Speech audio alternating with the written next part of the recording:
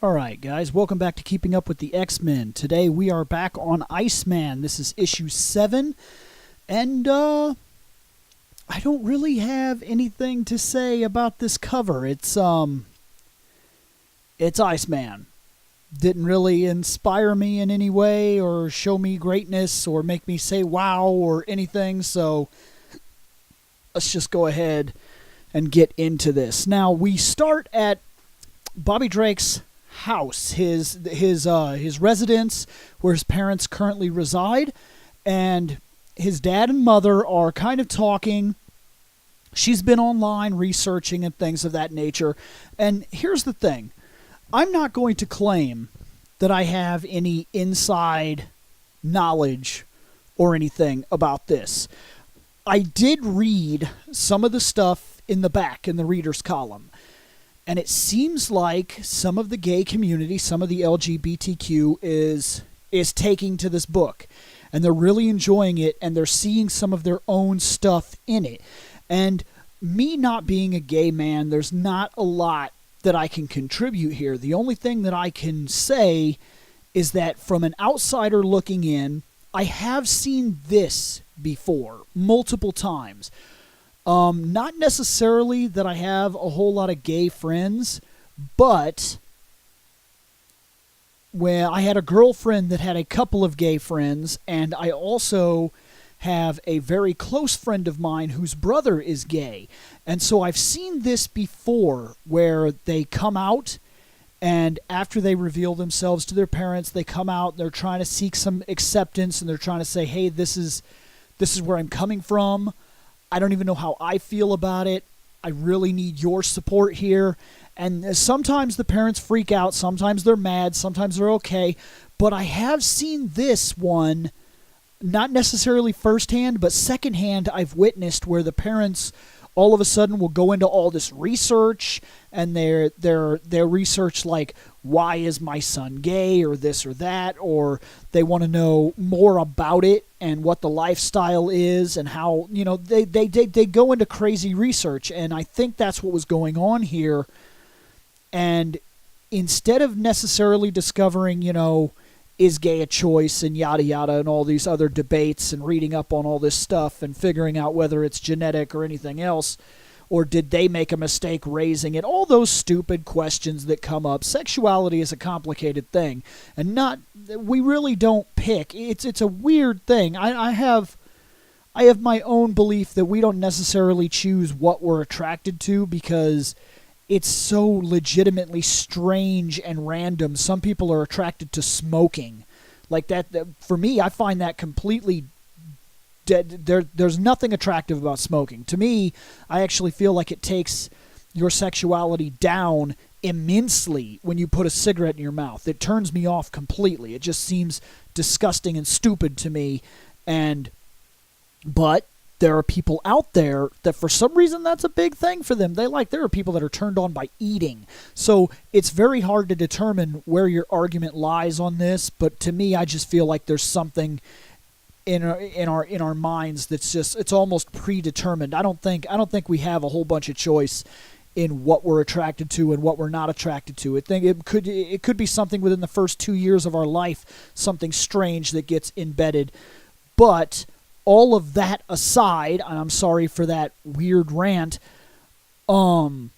she does not discover exactly what she was looking for, is what I think is going on here, because she finds that they have 2 sons.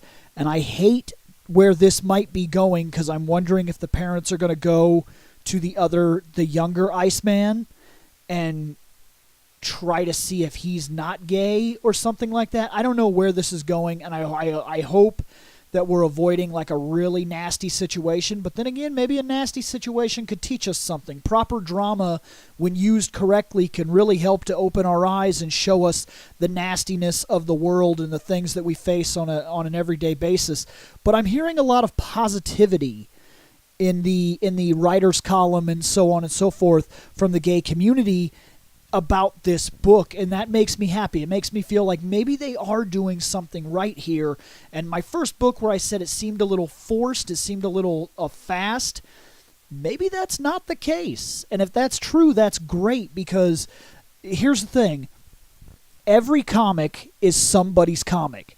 Every character is somebody's character. Some people like Iceman. Some people like Ghost Rider. Some people like Darkstar. And I'm just using the people from this book to kind of reference. This is a superhero team in general, which brings us to our next page. And every single character from this is somebody's character. Somebody likes a different character on this team, whether it be Darkstar, Iceman, Angel, Hercules, Ghost Rider. Everybody has a different liking, and it's true that the reader's column in the back of the book could be only posting the positivity and not posting the negativity, but so far it seems like this book is being well received, and I do actually believe, after reading this issue, that it's well deserved. I almost wish I would have started this back when they first started the book, because it seems well done. But the Guardians are here, and they are fighting against these, we're going to call them Sentinel props, because they're not really Sentinels. They're taken down very easily. They're not overly strong. And during the entire confrontation, when they're just blasting away, by the way, amazing splash page here. And I'm going to call it a half splash page, because there's a lot of columns and panels underneath of it, but pretty solid. Anyways, during the big battle, Bobby's boyfriend, guy, date, person, we're not that far along yet. I don't know what to call him. I'm going to assume that this is just his boyfriend, and we're skipping right to the relationship phase, because the book kind of puts it off like that, but it is what it is. Bobby saves him, and he tells him, hey, look, I need you to get out of here, because I wasn't lying when I told you that me and my friends are superheroes. This is kind of what we do. You don't do this. You need to go. And then they give... There's this kind of cutesy scene. I got to admit, I laughed when I read it. It was kind of a cutesy pass-off scene, but it made me laugh when Bobby, like, kisses him in Iceman form, and he's like, ooh, your lips are cold. Like, something about that made me laugh. I enjoyed it. We go back to more fighting with the Sentinels, and it leads us to one of the most awesome things ever. Power Rangers fans, Kaiju fans, Godzilla fans, pay attention. This is amazing on so many levels. Iceman creates on an amazing splash page a gigantic ice kaiju crazy monster thing that stands up and does Mighty Morphin Power kaiju battle with the Sentinels, and it is glorious. They blast him, they try to stab him, they shoot him, they grab him, he throws them around, he kicks at him, he stabs through them, he ices them. It is a giant kaiju battle. It is so cool. It is, for me, it was the highlight of the book. It was jaw-dropping. This is something that simply I did not expect, and it was something that, oh man, I was going nuts on this. I reread this like one little part like 4 times. I was so mesmerized by how awesome it was that they let this happen. Blew me away. And we follow this up by going back to the date, because look, when you're able to finish your superhero fight in like 14 minutes, there's no reason to cancel your date. The night is still young, as they would say. So Hercules and the guys congratulate each other, and Bobby goes back to his date. Now, it doesn't take us too long to get into the dialogue part of the book, which is not a bad thing, because you need this character development with these two dramatically, because I need to believe that this relationship is something real, rather than the same thing that he had with the girls, where he just he was just putting notches on his belt. And I need to believe that if he is actually figuring something out about himself, if he's figuring out why he lived that way, that now maybe he's ready to move on, and this guy is a real thing. But we did kind of like I said, this is really tough for me because I want these two to develop and be something that I actually give a shit about. I apologize. I'm trying not to do all the cussing in this show. I know I said that. I will watch it, guys. But here's the thing. They go directly home to his place, and they're like, basically the guy does the Netflix and chill thing and claims that that's like a big part of the whole dating life in general. I actually believe this. Actually, this is a legitimate statement, but they basically go to the couch and you know where that goes from there. And it just feels like this was like on all the same day. He bought a book, met this guy, danced him, kissed him, took him home, and well, you know where Netflix and chill led them that night. So we didn't meet for breakfast with the rest of the champions, and they get to talking, and Iceman puts down his very first meeting with Natasha Romanoff. And I love how this works out because they really went all out with this scene, and they showed us the old comic book style from the time that he would have met. It's really, really cool. And I don't even know if this is actually pulled from original continuity, if they just reposted these images or something, but this was really well done. If this was just a stylistic choice, then it was a brilliant one, because I enjoyed the fact that they kind of took us back in continuity while at the same time showing us our real life continuity of how far comic books have come. And he basically tells him that the first day that he met Natasha Romanoff, he iced down there and he tried to pick her up. He dropped his one-liner, and the one-liner did not get him laid that day. And he feels like an ass for that being his first meeting with Natasha, because she's now such an important part of his life and such a big friend that he feels really stupid for that being his first memory with her. It doesn't take long for breakfast to be over. It was just kind of call it a transition scene for something different that really mattered. We get a chance to see Iceman be Iceman in his goofiness. He tries to do the Spider-Man thing. He falls down. He goes back to the woman that he knows built the Sentinels. He neglected to mention to the police that he knew where the Sentinels came from. But he goes to her and he asks her, what is going on? Why are you doing this? And she tells him, my whole life, I've tried and tried and tried. I have all this talent and I have nowhere to put it. And I wanted to build, I wanted to do props or movies or something, and I needed the imagery. I knew that you would be okay, but I screwed up. And I didn't realize that while you could fight the Sentinels, it was going to cause the amount of destruction, damage, and put other lives in jeopardy, because I messed up. I rushed it, and they were just blasting at everyone and anybody. They didn't just come after the mutants that could handle themselves, and now that it's all over, I know that I messed up. I know it was stupid, and I assume you're here to arrest me. And he tells her, I'm not here to arrest you. He says, while that might be something that you deserve, I can see where you're coming from, and I want to try to offer you something. So he writes down a name and everything and tells her, look, this guy, call this guy, and he's going to set you up with a job that will change your future.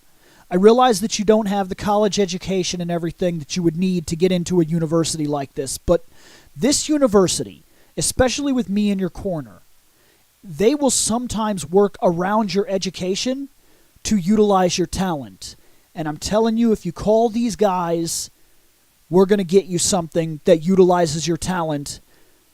And just remember, this was stupid. Do not take this quick route crap again, because nothing comes from the shortcut. It's always a bad idea. And he goes back to his boyfriend, and the boyfriend is like, man, that right there was amazing.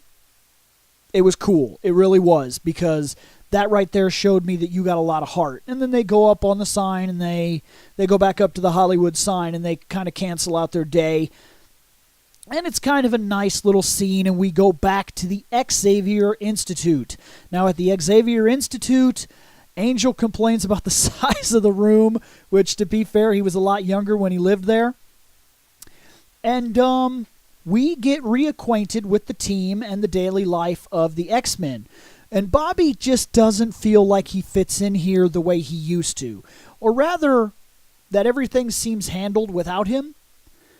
And he tells them, this is during a lot of different texting and whatnot back and forth with his guy friend that he's been talking to, his boyfriend. And he says, guys, I think that I'm going to move to L.A. I don't think I'm staying here. And we don't really get any responses from them because this is the end of the book that he makes this decision. So we don't get a chance to see if they're like, no, Bobby, or hold on, let us think about this, or anything like that. I'm just kind of guessing and assuming that they're like, hey, you got to do what you got to do to live your life, to do what you got to do. And if that's true, if that's what happens, and I guess I'll know in the next book, that's good and fine.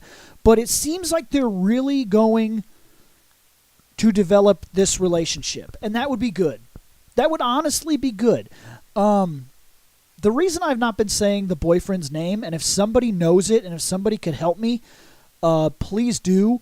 I'm not sure how to pronounce it. It's Judah. I think it's Judah, or Judah, or I don't know. I don't know how to say his boyfriend's name. Probably something that I should look up, to be fair, but I haven't, so I don't know how. That's it. That was all for Iceman number 7. I actually believe that the Iceman book is building towards solid. I think there's still some things it could work on.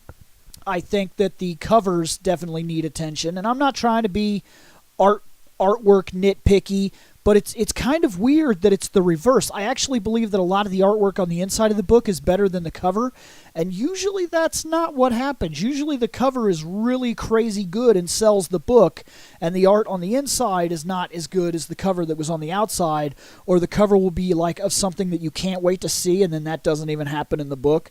But yeah, this is a pretty solid title, and I'm actually enjoying Iceman, and I'm interested to see where it goes, and I hope that the development of the two characters in terms of Bobby and his boyfriend actually is something that's dramatically interesting to follow rather than something that they just piddle around with and leave on the cutting room floor, because it's about time that Bobby grew up.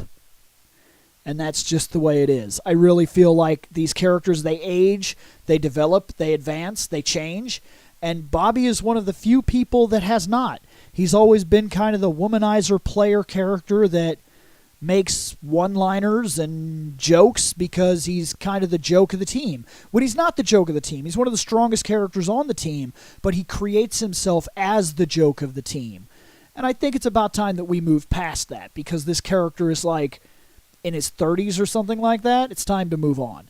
So, you are now all caught up with Iceman later on.